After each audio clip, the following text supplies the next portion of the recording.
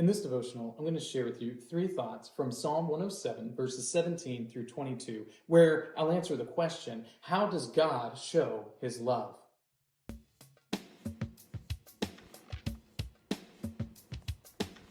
Psalm 107, 17 through 22 says, "Some were fools through their sinful ways, and because of their iniquities suffered affliction. They loathed any kind of food, and they drew near to the gates of death. Then they cried to the Lord in their trouble, and he delivered them from their distress. He sent out his word and healed them, and delivered them from their destruction. Let them thank the Lord for his steadfast love, for his wondrous works to the children of man. And let them offer sacrifices of thanksgiving, and tell of his deeds in songs of joy." Psalm 107 speaks to the nature of man and the nature of God. To the nature of man, it describes us as rejecting God and his wisdom, of not wanting to embrace him and live a life that's pleasing to him. But when it describes God, it describes him as being merciful, as caring for his people, of acceptance, even though he had been rejected by them. Here are 3 thoughts on how God shows his love from Psalm 107, verses 17 through 22. Thought number 1, he hears our cries. When we call out to the Lord, he hears us. He hears us when we go before him and seek his help.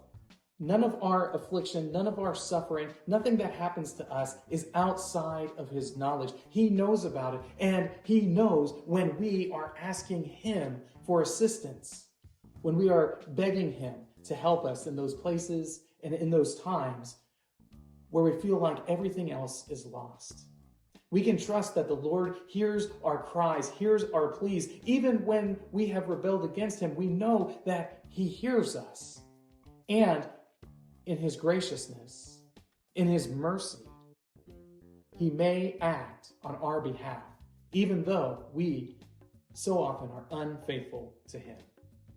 Thought number 2, he heals our wounds. When we sin against God, there is inevitable suffering that takes place as a result. There is inevitably pain and wounds that result from defying God and his righteous ways. So when we sin against him, we have wounds applied to us. But the Lord, when he hears our cries, he is also faithful to heal the wounds of his people. This is a part of his gracious mercy. This is a part of who he is, that he would heal his children, even though they had been wicked toward him.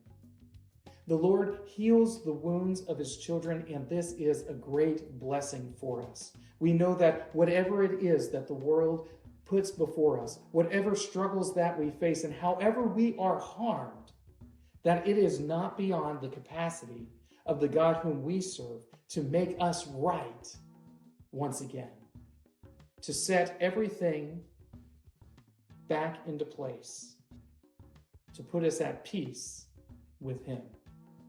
Thought number 3, he accepts our offerings.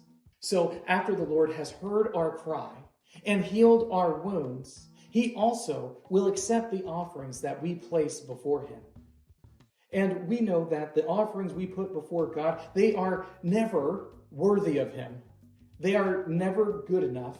They are always offerings that are lacking in worth, because we are fallen creatures and everything that we do is tainted by our sinfulness. But because the Lord is gracious, because he loves us, he will accept our offering that we place before him.